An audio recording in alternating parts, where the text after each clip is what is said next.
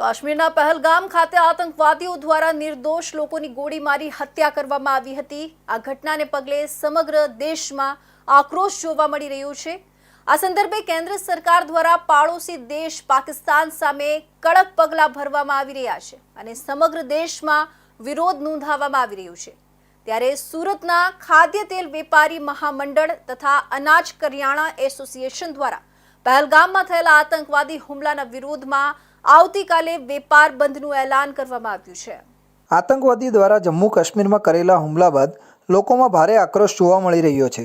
સુરત પહેલગામમાં થયેલ અત્યંત નિર્દય આતંકી હુમલાની ઘટનાને ધ્યાનમાં રાખી સુરતના ખાદ્ય તેલના વેપારી મહામંડળ તથા અનાજ કરિયાણા એસોસિએશન દ્વારા આવતીકાલે 30 એપ્રિલના રોજ એક દિવસીય વેપાર બંધનું એલાન કરવામાં આવ્યું છે।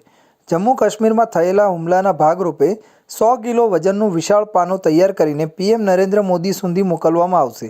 જેમાં ખુલ્લા અક્ષરે એવી માંગણીઓ છે કે પાકિસ્તાનમાં હવે એક ટીપું પાણી પણ ન જાય એવી નળબંધ નીતિ અમલમાં મૂકી શકાય।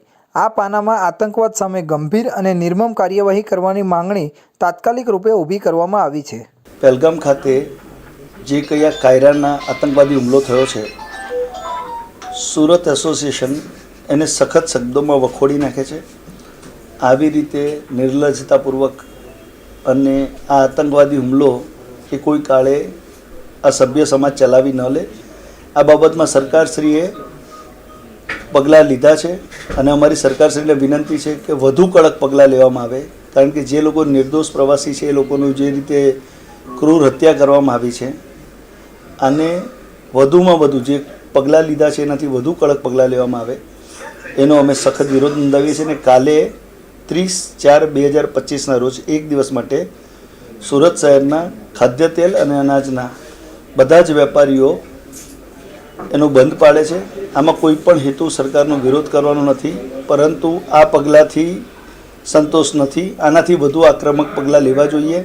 સુરત ઓઇલ એસોસિએશનના પ્રતિનિધિ રૂપેશ વોરાએ જણાવ્યું કે પહેલગામમાં નિર્દોષ લોકો પર જે આવા કાયર હુમલાના વિરોધ કર્યો છે તે તેના વિરોધમાં સમગ્ર સુરતના ખાદ્ય તેલ અને અનાજના હોલસેલ વેપારીઓ સંપૂર્ણ રીતે બંધ પાડશે।